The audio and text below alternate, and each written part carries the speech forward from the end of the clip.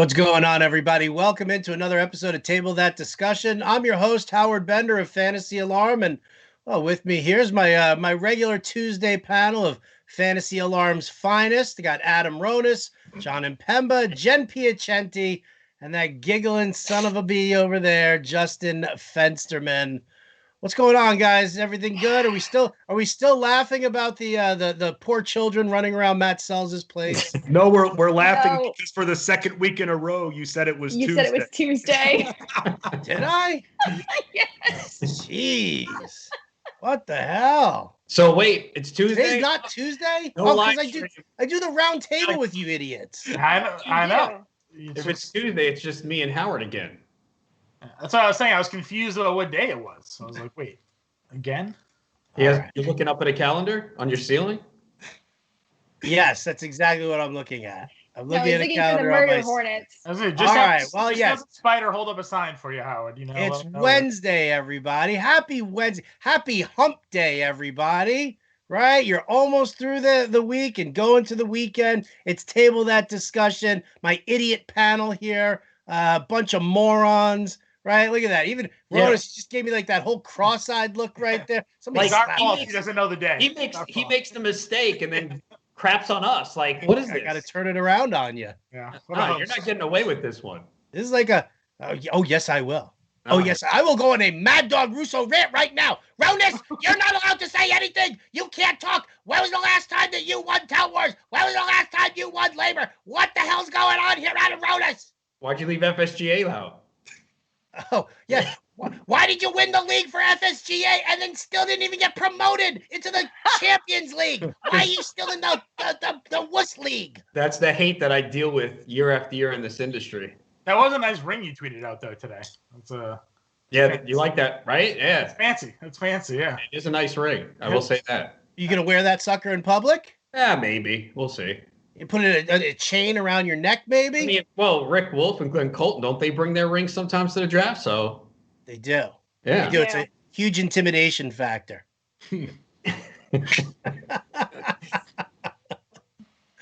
Oh, yeah. As you can tell, feisty beyond feisty here with this group. I guess it all comes from the fact that I was doing my darndest to leave baseball off of this Table That Discussion episode. And yet what happens? In the time where I set a show plan up and some topics list to everybody, Jon Heyman now tweeting out that MLB and MLBPA are close to a deal, but Jeff Passan says, no, there is no deal, but there is a path. So, I don't know. By the way, MLBPA Communications just tweeted out reports of an agreement are false. Okay.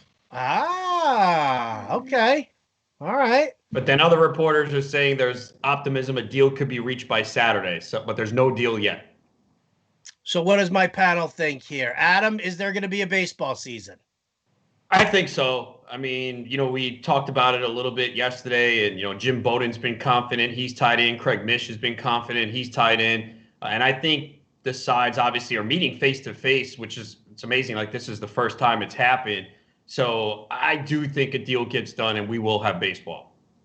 All right. Fensty? I agree with Adam for the same reasons. And also, again, something that Adam said weeks ago that has actually changed my mindset regarding everything going on is that negotiations, I mean, we deal with it in fantasy, negotiations change so quickly. And that's exactly what we've seen. And me giving Adam Ronis credit makes me kind of nauseous. But Ronis, I got to prove that I listened to what you're saying because you were absolutely right weeks ago when you said that. John, what do you think? Yeah, I mean, I kind of said it yesterday. I felt like Trevor Bauer and his little Twitter rant made a lot of sense. It seems that seems to be the direction that we're going. So, yeah, I mean, sure, we'll have baseball. We'll see how interesting it is and how many games they play. Hashtag secretly smitten. What do you think? Was your dreamboat, Trevor, correct? Do you see baseball in our future? I do see baseball in our future. I do not see Trevor in mine. Wait, DK Sportsbook odds for Jen and Trevor Bauer to hook up minus 900. That's like a must. Yeah. There you go. Easy money. Don't take it. Don't take it, guys. I don't know, man. If it's in the DK Sportsbook, it's definitely got to be there. No doubt about it. Not until it makes it to Bovada. All right. All right. Well, then what we'll do is, I mean, listen, there's really back and forth. We're hearing conflicting reports. MLBPA says no. Jon Heyman says yes. MLB says maybe. Lots of stuff going on. So I think we can actually table the discussion here for baseball, at least for the time being. We'll all keep a little watchful eye on the old Twitter machine to see if something does pop up that is relevant. So, just shout them out, guys, as you know them. If you see a tweet that pops out, then we can throw it down there. Before we get down to today's business and talking about things like the bubble world of the NBA and how exciting that, I actually am very intrigued by that, and I'm petitioning SiriusXM to send me to the bubble just so I can cover it. It's like, hey, go. Really? Well, see, here's the thing. Like I said, the good point about it is that Bender's not a fanboy. He's not going to be like ooh with the players. I won't. No, you're just going to cover this, and I just want to see what it's like with Dwight Howard and Giannis on mushrooms, riding around on the Pirates of the Caribbean. That's what I want to see. Ooh, good ride. I just want to be on the snitch phone call line, so that's what. Yeah, Jon Impemba will be taking calls on the Snitches Get Stitches line. Yeah. We'll cover all of that, but really, what I gotta know, because I haven't had a chance to look yet, or listen yet, for should I say, the big alarm after hours shower versus bath controversy. Yeah. Here. Fensty, you and Ronis went back and forth with that. That was your topic of discussion, your write-ins from the listeners. How did that turn out? Yeah, the conversation, or how did it come about, the topic? Which one? You know what? I'll tell you what. How about you tell me how it all came about, and then Ronis will tell me what the resolution was from yesterday. All right, it's very simple. I'm a genius. I'm good at coming up with random topics like that. That's how. That's what it is.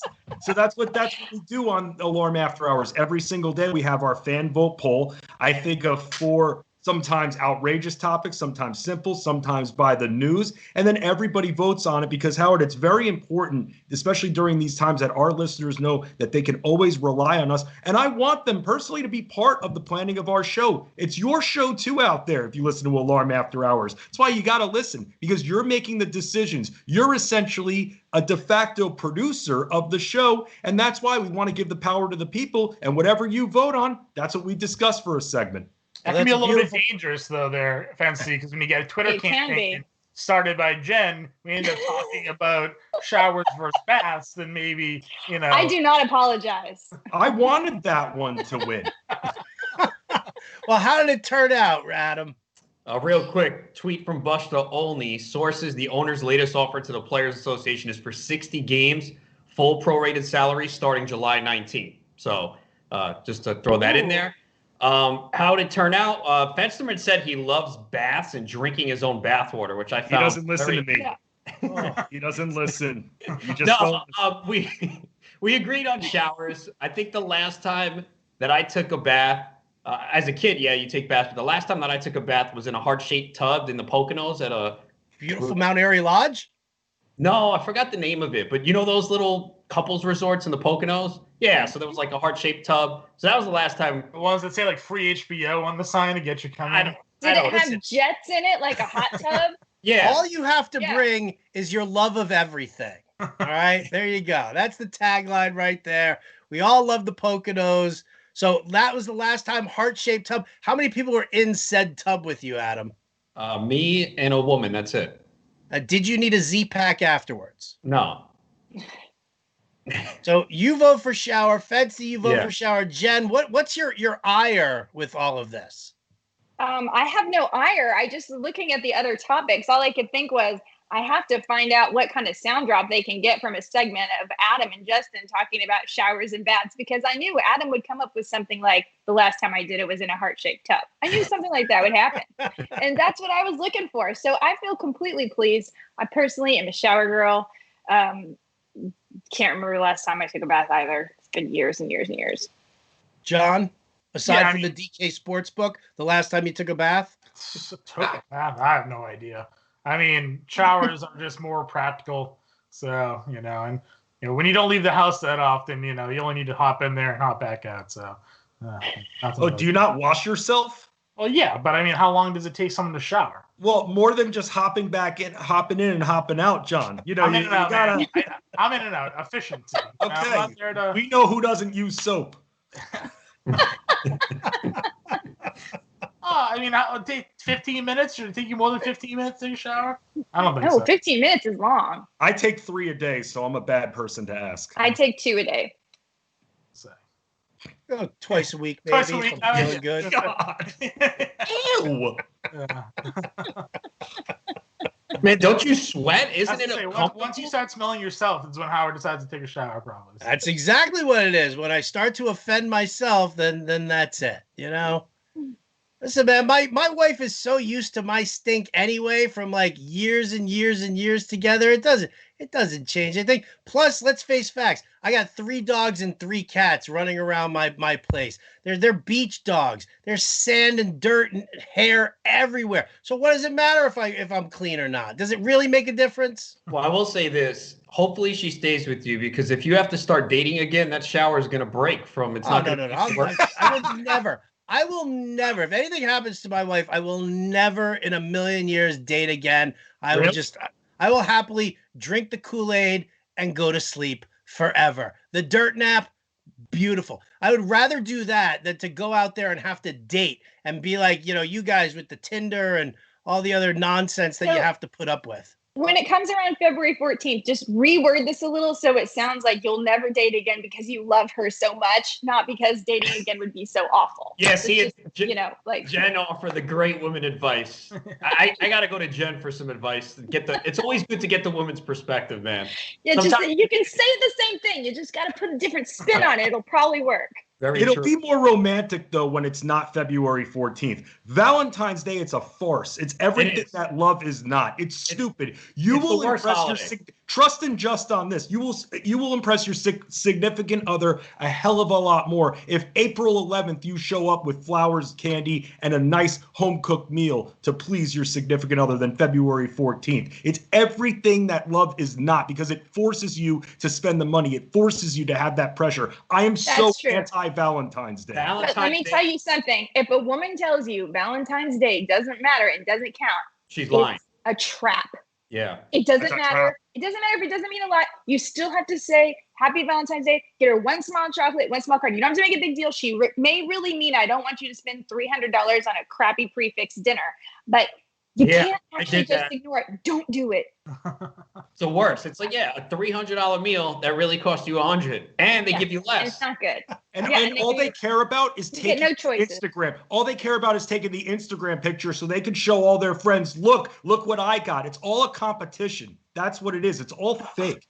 Yeah, but the big problem is that, I mean, yes, flowers, candy on April 11th is great, but if you want to get her a bear holding a heart, which...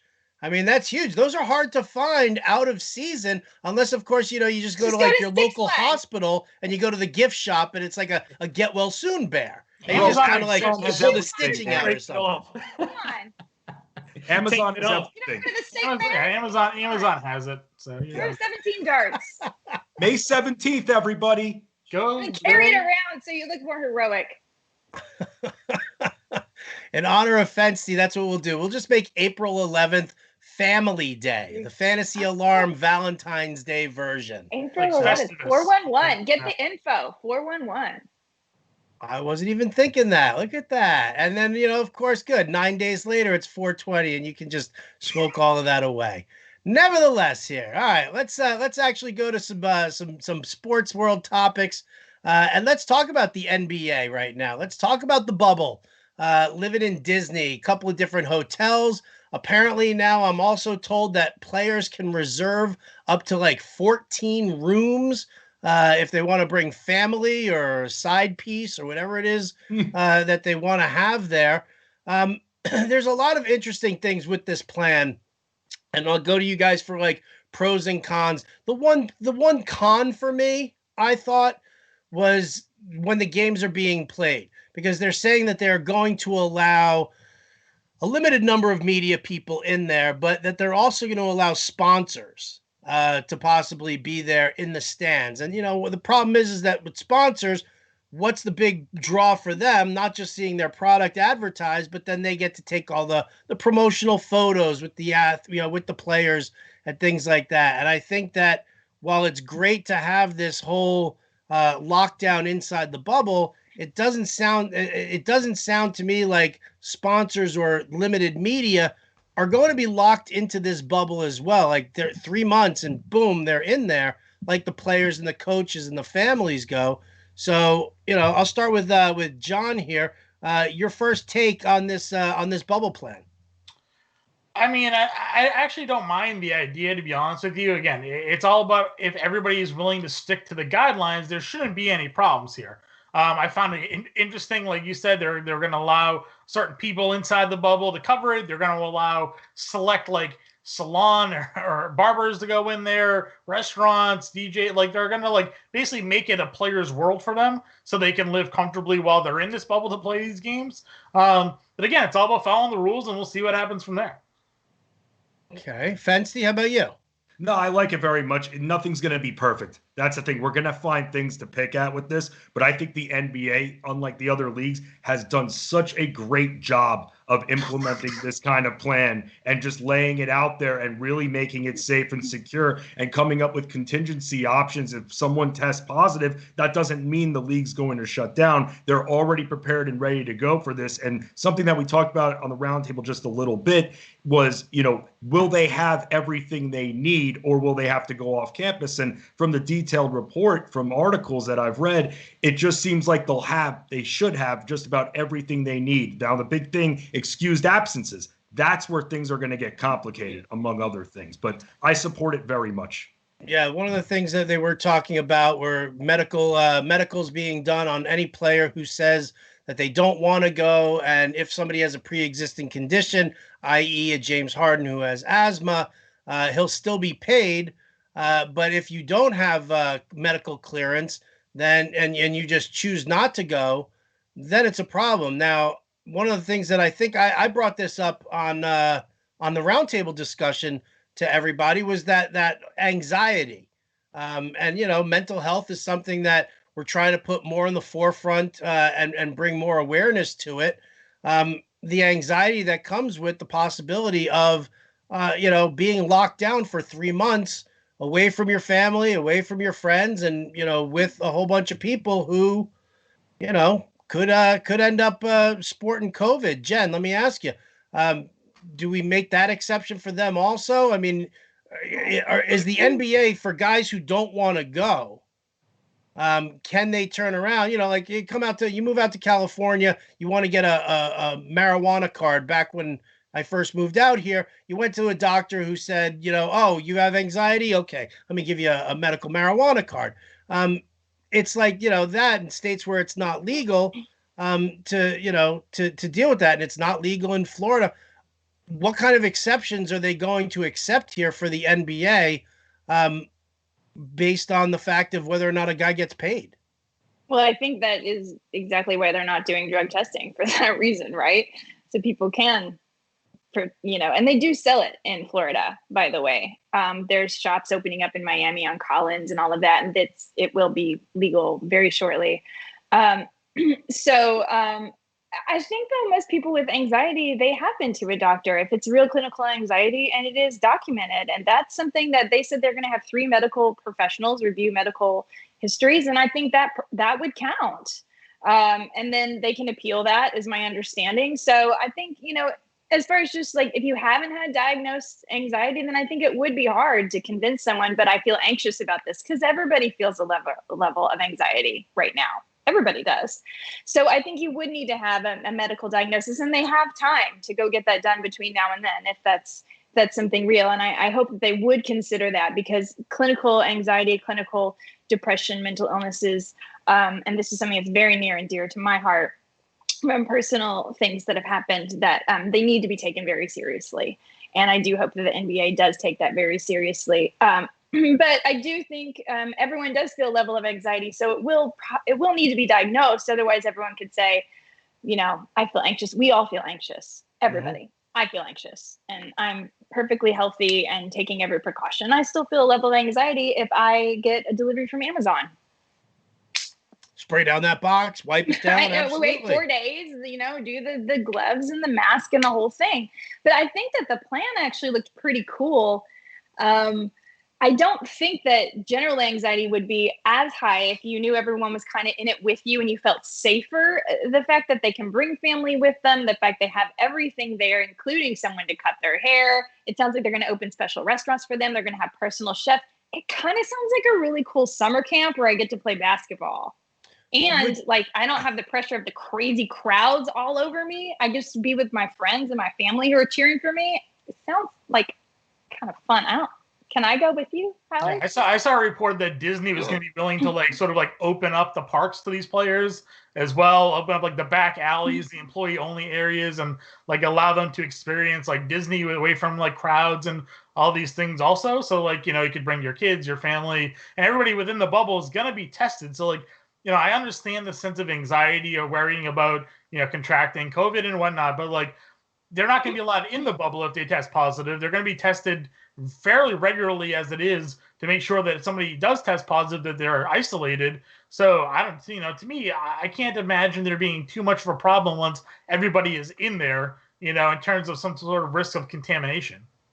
Adam, let me ask you, can you set the over under on number of decapitations we have on the Space Mountain ride during the course of time there? Because you can't tell me that these guys 6'10" are going to be able to ride every ride. No, that's actually not my question. My question to you is do you see any possible holes or problems that they could have in there as far as this goes? I mean, this plan has been detailed down to the point of you can't play doubles ping pong. And we only have a very select number of video games that you're going to be even allowed to play. Yeah, I mean, they're not going to stop anyone from leaving, but if someone leaves without approval and wants to enter, they got to face at least 10 days in quarantine. So, you hope that the players know that rule and don't do it, but you kind of have a feeling like someone's going to be like, well, I'm not going to get caught. The biggest problem I see is the lack of a pregame arrival fashion show. I mean, that's a big part of these players. Russell Westbrook walking out with his ripped jeans and his crazy, absurd attire. I mean, these guys know the camera's on them, and they're not going to be able to do that.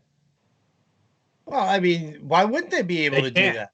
Because you got to, I think, dress at the hotel and then go to the arena. You can't change there. You can't shower there. There you go. Well, I mean, if these guys are going to get time in the park, let's say they go out, they have a day off. They want to go for a couple of rides, grab a churro maybe. You think the cameras are going to be there for that? Dude, I think if they're going to allow media, these guys are going to Instagram all of this. So I mean, it won't be media, but it'll be selfies and all those things. Their social media for these players will probably be booming while they're all in this bubble because there's nothing else they could do. All right, well then, how about let me ask you guys this: who's the best follow on Instagram from the NBA? I don't follow one NBA player on Instagram. Wow, I don't really use Instagram, but. Who does anybody use Instagram on this feed even? I do, but mostly for women I follow. Let's see if Adam Ronis is following me. Am I? Let me see. Hold on. Probably I got to follow if I'm not. Probably not. He's too busy creating your wish list for you. I follow Ashanti. I can tell you that.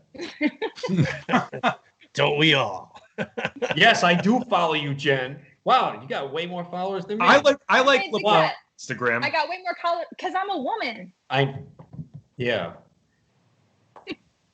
All right, so we're all pretty excited about the NBA. I'm super pumped about it, and I gotta tell you, I honestly feel like I was so in love with reading through this entire plan and just now kind of going through everything. This could actually be where I become an NBA fan. Yeah. I gotta tell you.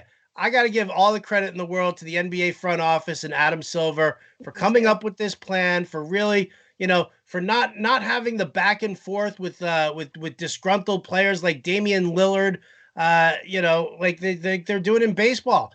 Baseball needs to take a page out of the NBA playbook here and stop shitting the bed when it comes to these negotiations and how to market a league, because this is definitely going to be something, and all eyes are going to be on it. And the fact that MLB might not even be going on in July as the only game in town is only going to steer more people towards seeing what goes down in the NBA when these games are shown.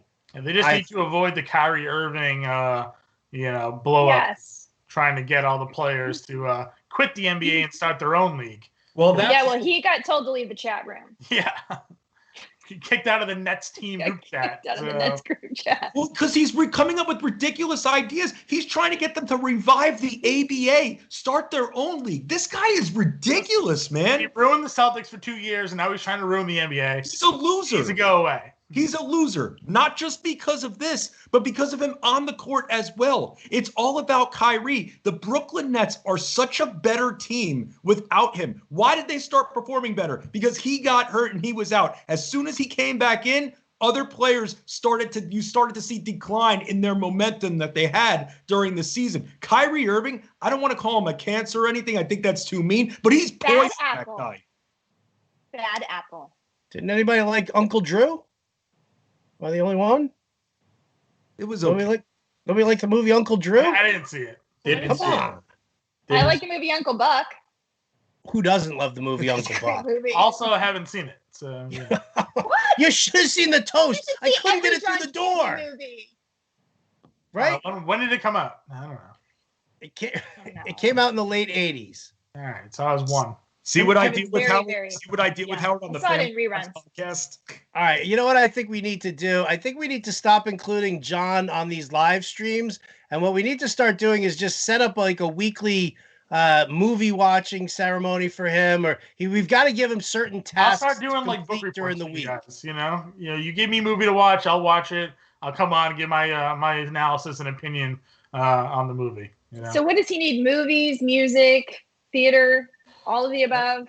Yeah. What other shortcomings do you have? Pop culture history, I think we need to talk about. I know like the top 20 music songs, sort of, I guess. I don't know. Do you, Jon? Do you? Of like all time or of like right now? No, I don't know. Whatever's on the radio, I kind of, sometimes I'll listen to things. So. Jon, Stones or Beatles? What was the better band? Probably the Rolling Stones. Can you name 5 Rolling Stone songs, Jon? No. Exactly. I can't name 5 Beatles songs. So exactly. There you go. Then what are we dealing with? You can. What are we dealing with? All right. So that's what I'm going to table this discussion right now because we will mandate certain things that certain assignments that Jon has to complete every year. The 4 of us will get together on Sunday nights. We'll talk about a couple of things. We will assign work to Jon that he has to complete by the end of the week. Okay. All right. And then on next Tuesday's live stream, we can all talk about it. Sounds good. I look forward to it. Tuesday. Come on now. All right. Man, I tell you. All right. What did I have next? Oh, I had the NBA hotline. Did we talk about the NBA hotline? I said I would like to be the man on the phone. They'll be on the other end of those phones. Right? Who's going to be the first? Who's the first NBA player to call the NBA hotline and accuse his opposition of leaving the bubble? Probably Kevin Durant. I got a Kevin Durant from Jon, but I don't even think he's going. Adam, who did you say? Jimmy Butler. Jimmy Butler. Fensty? It's going to be Kyrie Irving because he wants to take down the league. Jen? Will Kyrie even be there? I thought Durant wanted to go, but he didn't want to play. I think it's Damian Lillard. Damian Lillard. No. I think it's LeBron. Try and win a championship. I don't know. Yep. I saw Kawhi Leonard out with 3 women. Yes. See, that's the problem with the hotline. It's going to be a setup, and you're going to be able to get into your opposition's minds because they're going to believe one anonymous phone call that someone was out. It's going to be a total setup.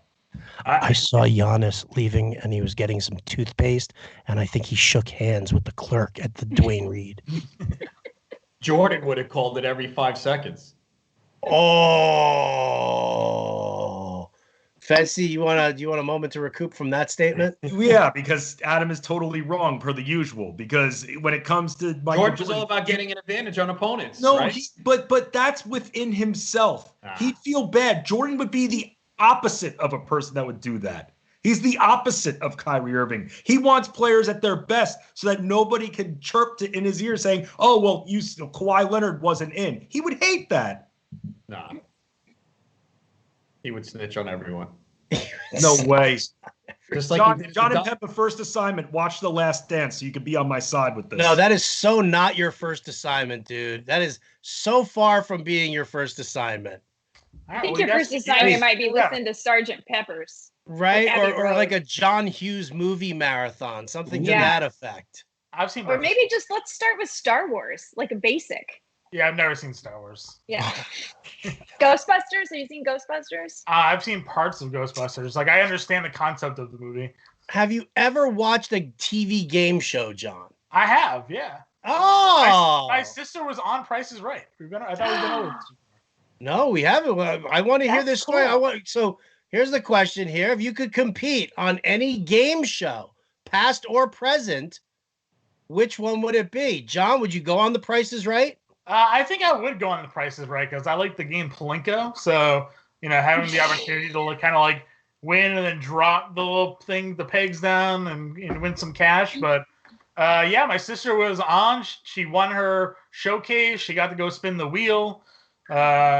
She won 2 tablets, an elliptical, a jacuzzi, and something else in her game that she ended up winning. So it's pretty crazy. Is The Price is Right still on TV right now? Yeah, I think it still has Drew Carey as the I can't see Price is Right happening without Bob Barker. It just doesn't seem right. Yeah, she went inside. It was when it was like Drew Carey's year still as the host. So, but yeah, it was probably like 5 years ago now. She actually made it. Good for her. All right. How about you, Jen? What game show would you make the appearance on? No question, it's The Family Feud because that game is awesome, and I would definitely take my brother Kent. We would totally crush it. We would crush it. The Piacenti family? I don't know. I got a big family, so think of all the choices I could get. I could really even make them audition for me because I only have to have 4. And I have 4 brothers, parents, grandparents, cousins. I got a whole family I could put together. And I may even be able to sneak in one of you 2 fools for some pop culture knowledge. People will never know. Bender, we both got blue eyes and dimples. People will believe we're related. Steve Harvey or Richard Dawson? Who was the better host? Richard Dawson. Okay, I'm just checking. I do love Steve Harvey. I actually kind of really like Steve Harvey. I have a soft spot in my heart for him. Adam, have you ever watched a TV game show in your life? Never. Come on. I know I have. Can I bend the rules on this one? I don't know. What kind of rules do you want to bend? I said any game show, past or present. There's only one show that I would really, really want to be on. You know what that? The Bachelor? No. The dating game? No, I don't even watch these dating shows, so I have no idea. Someone was telling me how absurd 90 Day Fiancé is, and I should watch it. Sounds like garbage, but yeah, it's not. So like garbage. It is garbage. It's not a dating show, like game show though. Right, they match people up incessantly though. So Impemba knows about this one. I have no choice. She watches on the television, so it's very bad. Good TV if you're into that kind of thing. For me. You're going to probably say it's not a game show, so I'll pivot, but Impractical Jokers is what I would be on. I mean, I love that show, and I think it's the most genius concept. I wish I came up with it. I just love it. I know Howard watched it because of me. Fensty, I send clips every day to Fensty. He probably hates me now. I send like 7 clips a day. He's probably like, damn, his wife's probably like, what is Adam texting you? Oh no, for real! They're clips of Impractical Jokers. Look. No, I hate you for different reasons. Not that. I would kill for us to do our own Impractical Jokers to be able to be on that show as the contestants. I think we'd have a blast doing that. So you wouldn't consider that a game show though, right? No, I would not. So you're gonna have to give me a different answer. But good shout out to the boys at Impractical Jokers. Yeah, I love them, man. I want to be on that show. All right, Murr, what are you doing? Come on, give me a game show. Murr's engaged. Did you know that? Oh, well, then you're definitely not Murr. Joe the Genie. I guess I'm not Joe either because he's married. I would go with Who Wants to Be a Millionaire. Ah, okay. Win $1 million. I like that show. I haven't watched it in a long time, but it was cool. The trivia, the lifeline. So that would be the show that I would want to go on. I think Kay Adams hosts that now, or at least occasionally. She does do something, right? Is that like yeah, that's wow. How far Kay Adams has come, man. Unbelievable. Right? From sitting shotgun with Kyle and Ray to now hosting your own game show. It's amazing. How is Ray Flowers not hosting his own game show right now? I don't know. Weird. The path we take. Fensty, what game show are you going to be on? All right, I'm going to go to Nickelodeon here and talk about Family Double Dare. It was one of my favorite shows of all time. I knew Double Dare would come up here. Love Mark Summers very much. Love Family Double Dare. You go back and forth against another family answering questions. If you don't answer the question, it goes back and forth. No one answers the question. The original team asked takes a physical challenge. So it's all about that, the slime and whatnot. Then you run an 8 obstacle course in which you get a prize for every obstacle you complete. And that was one of my favorite parts of the show, where they'd go through the obstacles and be like, Harvey, tell them what they won. A Casio boombox. Get in the gear. Casio boombox. Fantastic. All right. Well, I wish you all nothing but the best in potentially ever getting on a game show. Howard, what would yours be? $25,000 pyramid? Wheel of Fortune. No doubt about it. Fortune. I crush Wheel of Fortune. I crush Wheel of Fortune nightly. And you could go tweet at DoobieJ and ask my wife. I mean, the number of puzzles I get with like minimal letters in there, I don't know why I'm not on it. I got to try and get myself on there and win a couple of bucks. Wait, real quick. I've never watched The Bachelor, so how does it work? Like they get like it's a contest. It's a game show. And how many? So let's say you're the Bachelor. You get like 25 women to start with. 25? Right? And right. Yeah, Whoa, you get like 25. Do I get to screen them, or they just randomly? You screen all of them. Oh, What? at the beginning? No, I don't think you get to screen them before they come in. But they find out kind of, who's going to work for you. They ask you like what's your likes and your dislikes and what's your type of woman. And then what they do is they come up with a 25 woman pool that has an array of the different things that you like. And then one insanely crazy girl that's going to make it pretty far to make sure the TV works. That's right. At least one. And you get to make out with all of them, Adam. All of them. You do. I'll switch my pick to that then. Nope, you're on Impractical Jokers. You're making out with Sal and Murr and Joe. Oh, come on. I love those guys, but not like that. Imagine Adam with the fantasy suites and one of the finalists like, I don't want to go to the fantasy suites. You're out. Yeah. Well, it depends. She might get me to keep her to stay, depending on certain assets. How do we reach out to the Bachelor and get like a celebrity Bachelor and have Adam Ronis? We totally can reach out to the Bachelor.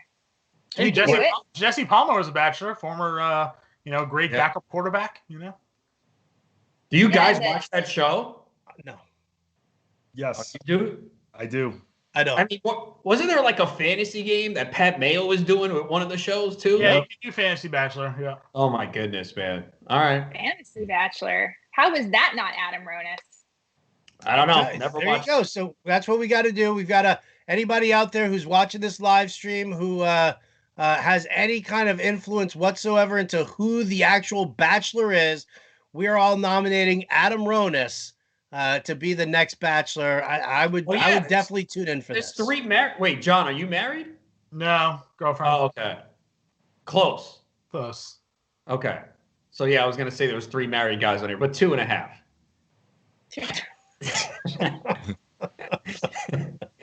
Yeah. All right, moving on for the game shows here, and Adam Ronis being everybody's favorite Bachelor. One of the things that we've been dealing with, and we talked about this on yesterday's Table That Discussion, the NFL and dealing with COVID positive tests that we're seeing from the Cowboys and the Texans. I know MLB actually came out and said that they had a number of players who also tested positive for COVID. So all that information's kind of leaking out. The question is what happens if the NFL, if there's like a big second wave and the NFL has to like shut down? What should fantasy commissioners have in place on the chance that the NFL season is cut short? And since Adam, this was something that you did. We'll get to you later, Fetz. We know you have your commissioner problems as is. I promise you we'll get to you next on this one. But I'm going to start with Adam because this was his topic. Yeah, I think it's something that we need to start thinking about and have something in place. Obviously, we were caught off guard with the NBA, NHL, and I think commissioners for the most part, we're able to smooth that out. I know what I gave to my NBA league. Everyone was cool with it. No complaints, nothing at all. But the majority of the season was played. But what if the NFL season, we stop in week 4, we stop in week 7? Like, what do we do? And I'm not even sure yet, to be honest with you. It's something I have to start considering since I probably will be commissioner of 2 leagues, definitely 1. I haven't talked to the participants in the other league yet. We usually do it in person in New York City at the Greenwich Street Tavern, which is a bar Chris Picaro owns. He's a big high-stakes player. So we usually do that in person. I mean, that's probably not going to happen. Do we do it online? We'd have 2 leagues of 12. But we have to start thinking about this. I know the NFFC has declared that it's an official season and payouts will occur at 8 games. So if they play 8 weeks of the season, they'll pay out. But it just seems weird for football for me to think, oh, yeah, 8 games, it's official. So we're just going to do it based on the standings and points when we put so much emphasis on the playoffs. So I just think this is something that commissioners have to get ahead of. And I'm not even sure of a solution. I really don't feel good with 8 games. Like, I just can't imagine, 8 games are over, so who's 6-2? All right, you're the champion? Like, I don't know. That doesn't sit well with me. I don't know how you guys feel. Fensty, why don't you chime in? You've got commissioner experience here as well. Like, what do you do? Like, at what point do you declare it an official season, or do you just refund all the money to everybody who participated? I would say that you declared an official season at around week 11. I'd say week 11 is definitely fair because you will have teams clinching the playoffs by then. A lot of the teams, I don't want to say all, but I'd say at least, let's say you have 6 teams in the playoffs, 3 of them should be clinched by then. Week 8, I can't justify that. Week 8, I'm giving refunds. And I didn't do that with my basketball league, but like Adam alluded to and said, we played most of that season, and in my league, everybody was clinched. So I'd say if we reach week 11, then I can make some payouts, but it won't be anything close to the original pay structure and prize pool that I have. It's going to be more evenly split, but it will be among the teams clinched for the playoffs by then. Well, why? Wait, I mean, changing the pay structure, John, is that fair to like change the pay structure? If you're going to declare that the season's cut short, and you make that declaration that says that if they play through week 11, then it is an official season, then payouts should be exactly as they are. Why should you have to trim it around? Listen, I think the key here is going to be transparency. As a commissioner for fantasy football owners, we all kind of have an idea that this could happen. So get it out of the way early. Make sure your league is voting on what's going to happen. Hey, if the season ends at week 8, what are we going to do? If the season ends at week 11, what are we going to do? And have your league agree upon the set of rules. So come those times, if something like that happens, nobody's there to complain. Nobody can really bitch or moan because it was already discussed. I personally wouldn't think an 8-game season is worth kind of paying out. To me, it's not even a half a year worth of games. There's a whole bunch of different draft strategy that goes into it. Now are you going to start focusing on drafting players who have buys, earlier in the year, so you don't have to risk losing players who may be out at the end of the year? Like there's a whole bunch of different things that you can have to, figure it out there. So for me, just discuss it with your league. Make sure there's a plan in place for any possible scenario. Have a cutoff date. X amount of games means we refund everybody. Next amount means, we do a breakdown for here and so forth and so on from that. Is it as easy as that, Jen? Just setting up that plan, saying anything, 10 games or fewer, and we just refund the money. 11, if they play into week 11, payouts are structured as is. I think that's what you have to do. I mean, I think we all know going into it, we have our eyes wide open. This is a very real possibility. And if you don't want to deal with it, then don't play. It sucks, but I know you may have to change your draft strategy, but maybe that's part of it. Like if you really believe there's going to be a second wave or you're going to miss players, you're going to draft differently as if you're only going to play 11 weeks. Fine. That's really the only choice you have is to lay it out up front and let people choose. Do they want to do it or not? And they may still choose to draft as if they believe in a full season or choose to draft as if they believe in 11 weeks, whatever. It doesn't matter, but I don't really know that we have any other choice. Fency, you're the only one who said as far as changing that payout structure. Right. Are you still in favor of changing that payout structure? I am. And well, remember, Howard, and this is something that you've talked about with me on Alarm After Hours. You don't like the way I structure my leagues because I am going to have payouts per week and whatnot as well. The regular season champion that I have the payout for, I will likely keep that payout. However, if there are teams within striking distance of the playoffs, how do I not pay them out? That's the problem. That's the justification I see on the other side. So I would essentially make it a little bit more even for those teams within striking distance of the playoffs, whereas you have the few teams at the bottom that really had no shot to clinch, they won't be getting any money, which I think is fair. Anybody have any disagreements with that? I think it gets too complex there. I think you just either keep out the payout structure or you refund. I mean, you can't be rewarding teams. Well, they were only 2 games out. Well, I mean, what are you doing? You're spreading the money to everyone. So I don't think you could change it. NBA, I think, was a little bit different, obviously, because, again, we played the majority of the season. But if we get 7, 8, 9 weeks, I mean, you can wind up paying 9 teams with your thing there, 9 out of 12 teams. And then it's like, I don't know. I mean, I think at that point, if it gets that complex, just refund everybody. But the point is, we need to come up with something. And I agree. I am saying I don't know what the solution is, which is why I want to think about it now as a commissioner, because I don't know. I'm kind of leaning towards just refunding the money. Because, like, if it's 8, 9 games, like, that's I don't know. I just don't. Can't do it. Yeah, I don't know. If I would agree with Fenstein in terms of like paying out a regular season winner if the season's cut in half and there's still weeks to be played and teams are within games of each other. Like, and more than likely, this is giving me an abrupt stop to play. It's not like there's a heads up to knowing what's going to happen if teams are expecting to play a handful more weeks. Like, I don't know if it's necessarily fair just to pay the guy who ended up being lucky. It's like having the number 1 waiver, and just by chance, there's not like John, I have to say, I was not going by an 8 week. When it comes to 8 weeks, I'm refunding the money. If my original plan of 11 weeks, and especially if I have first place clinched, then why not pay that particular payout prize of the regular season champion? If it's 8 weeks, I'm refunding the money. I totally turned off by doing payouts in an 8-week season, shortened season. How many different payouts are you setting up for your league, Fancy? Because this is where I have the it's like the points leader gets a payout and the regular season champ gets a payout.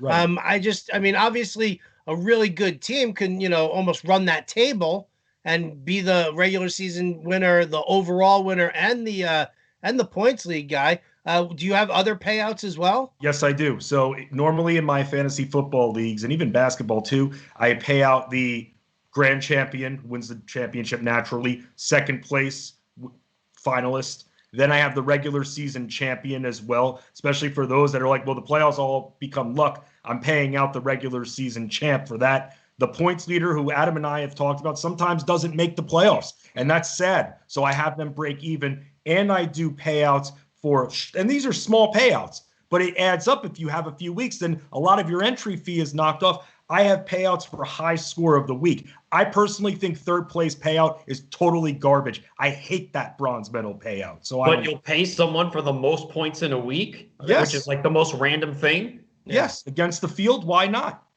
They're against the field, Adam. Why not? It's 1 week, so you're rewarding someone just for having one big week where maybe they got lucky where a guy scored 4 touchdowns. Yes, but you don't want to reward someone for third place over a 13, 14, 15-week season. You're right, and the reason why I do that, and you disagree with me, Adam, so I know I'm walking right into your mousetrap, and I don't care. So I'm just going to say it. Yeah, take the cheese, buddy. Take the cheese. That's a rat trap, Fensty. That's a Templeton rat trap. Because he is a rat. Templeton. So I'm just going to say this, and that's because I believe that incentivizing your league to continue to play, especially when I know you're shaking your head, Adam, but when there's a playoff spot on the line, I want everybody still setting lineups. I don't want someone who's in last place with maybe 1 or 2 wins all of a sudden forfeiting the season, and then they come down to a matchup when there's one spot available for 3 different teams and they're not setting a lineup. So what I do is I incentivize it by doing the high score of the week. That way, if I'm in last place and let's say my team starts to come on hot in the last 3 weeks, okay, I knock some of my entry fee off if I get high score 2 or 3 times, which I think is totally reasonable.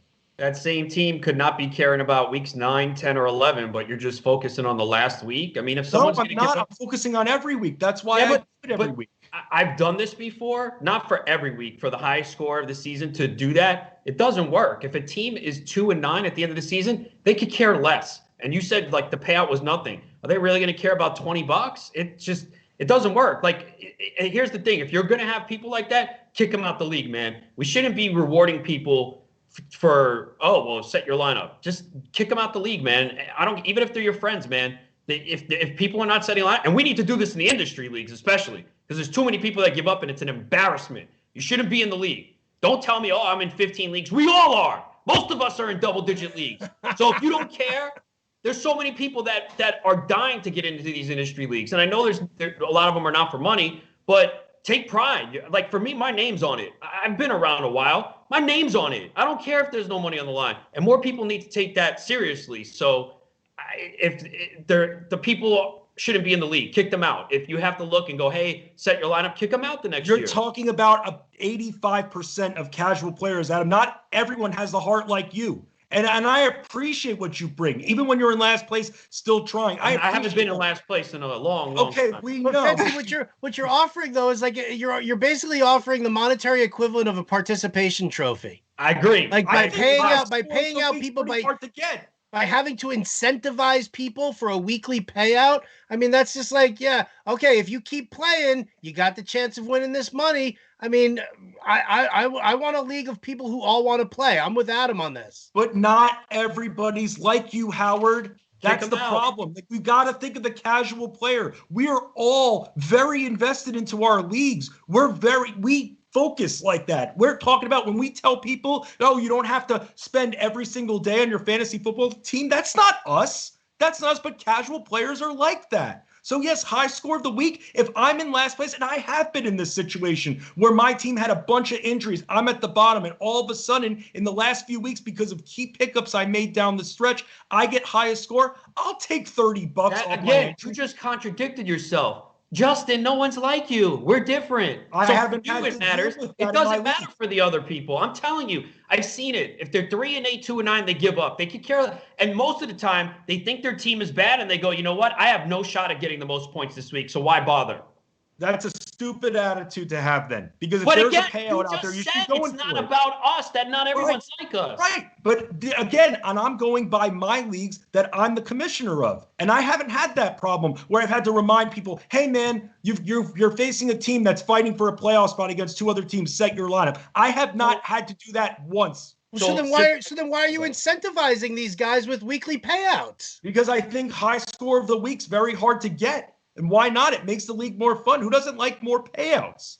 I'm going to give it John, Jen, either one of you guys have a stake here? I'm not the biggest fan of a weekly payout myself. I do prefer, if you're going to pay out an end of the season leader, points wise, that's fine. Because like we've all seen, I've definitely myself have been in this situation where I am the highest point scorer, the second highest point scorer, and I didn't make a playoffs because my record was just, the teams I faced, some bad weeks, like it didn't work out for me. So I'd much rather pay out the top overall score than, like you said, just having a lucky week where, someone goes off, and maybe you had the Patriots defense last year and they're putting up 28 points a week, and now that's giving you a huge edge over everybody else, in terms of overall weekly points. So there doesn't seem like there's a ton of skill necessarily to the weekly points league, unless you're a team that runs the table and you just drafted phenomenally.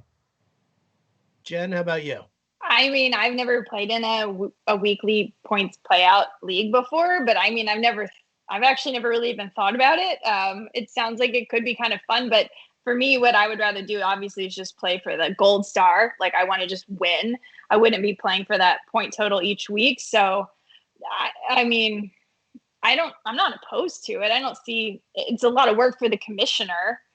Unless it takes away from the big pot of the person that wins at the end a whole lot, then kind of maybe it's not so great. But then you'd probably be winning most of the points every week anyway. So I don't know. I mean, I didn't even know leagues like this existed. So they do it in Fensterman. I think it's interesting. Doesn't mean they're bad, and I'm sure there are others that agree with me on that. So you're basically taking 10 to 15% of the entire pool money devoted to this? Yes, and that was one of the big reasons why I raised my entry fee, and the people that folled were fine with it because I gave them opportunities. I've always said, look, if everyone in the league if everyone agrees to it, then I just think it's all random who scores the most in a given week. And if the argument is, well, I need to incentivize people in weeks 9 to 13, just those people just don't belong in the league, or you just deal with it because I just don't think it's 1 week random. Oh, now you score the most points, you get paid. I don't like it. Yeah, all right. I got you. All right, let's table that discussion there. That's a good one. Absolutely. Justin, it's okay, buddy. We can all disagree with you, and life still goes on. These are my opinions, and I'm gonna stick with them. So there you go. John, you're in one of Fensty's leagues, right? Yep. Are you getting paid out weekly? If we are, it wasn't me this year that got paid out weekly. My team was riddled with injuries. He did not get any weekly. He's like, I didn't even realize there were weekly payouts. My team this was is the first I'm hearing of it. I drafted Steph Curry, Jimmy Butler. I had all these guys. They all just got hurt, and it just wasn't a good basketball season for me this year. So, I was out of it pretty early. Tried to make some trades, some moves, but I was never in a position to receive a weekly payout if that was in the basketball league. There were weekly payouts in that league. See, there you go. All right, let's wrap things up here today with how about AllStar Games? Can we get the final word on AllStar Games here? Oh, look, Jen with the eye roll and the deep sigh. So she'll lead it off here. Are they fun to watch, or do we just need to get rid of them? They're not fun. They're dumb. They waste my time. People want to talk about, there's nothing to talk about. They're not a real game. They don't represent the real game. They don't even give you home field advantage in the World Series anymore in the baseball game. So there's nothing on the line. It only maybe injures my fantasy players who happen to be my better fantasy players. I don't really want them playing games. I want them to rest. All the other guys are getting rest. No, there's no need for an all-star game. You want to do a home run derby? Fine. People like to see people hitting bombs. I get it. That's good for the sport. People like it. But does anybody really care about watching the All-Star game? Someone pitches for 1 inning. Everybody gets their turn. It's like a giant participation trophy game, too. Ooh. It's not like, who cares? I mean, no. All-Star games, thumbs down for me. Fensty, how about you?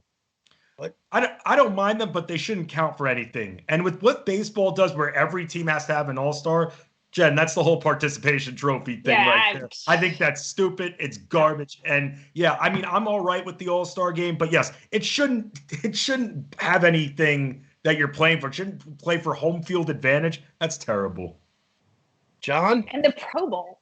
The Pro Bowl is by far the most useless of all all-star games. The players themselves don't even want to go to those things.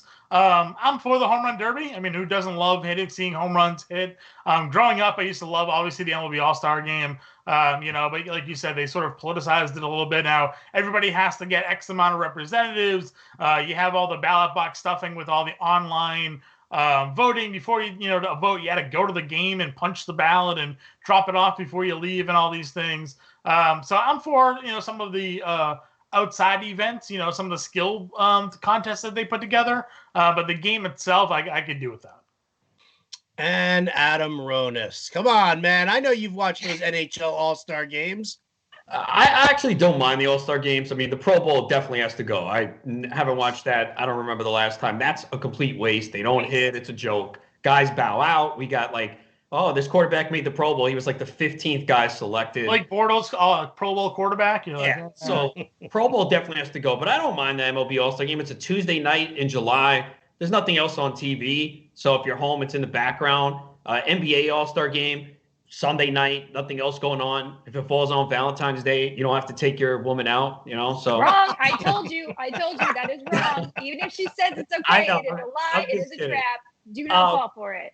Yeah, I mean, I think the NBA All-Star Weekend is cool, though. The slam dunk contest, three-point shooting contest. So, but I don't have a strong opinion on it. Like, if you said take it away, I wouldn't go crazy, leave it. So, I'm okay with it. I have no problem. All right. Does MLB, if they do come up with this 60-game plan, at the 30-game mark, do we have an All-Star game? No. Do we have a home run derby? There'll be no time. They have no time for it. No time at all. It's a bunch of nonsense. All right. Well, that's going to... Can I just put this one thing up? Instead of an all-star game, kind of like the MLB did with the old-timers game, I'd like to see some recently retired players in each sport get to play. I feel like I'd be more interested in seeing that. Some of the guys who have been retired for 5 to 10 years get out there and play against each other. I like the old-timers game. Like Bird versus Jordan in the All-Star game? Oh, that'd be sick. That'd be awesome. Interesting. Old timers games. I mean, as somebody who grew up watching Yankee old timers games on a regular basis, I wouldn't mind seeing something like that. Obviously, you're going to have some certain issues with some of the more geriatric players. But what are you going to do? All right, that's going to do it for us here. We are running out of time. Table that discussion. Nice feisty panel today. I don't even know if we really covered enough sports. There's a lot of stuff going on. What do we get out of today? Other than the fact that Jon Impemba is going to have weekly homework now. Fensterman grew up in the participation trophy era. Ooh. No, sir. Well, apparently you did.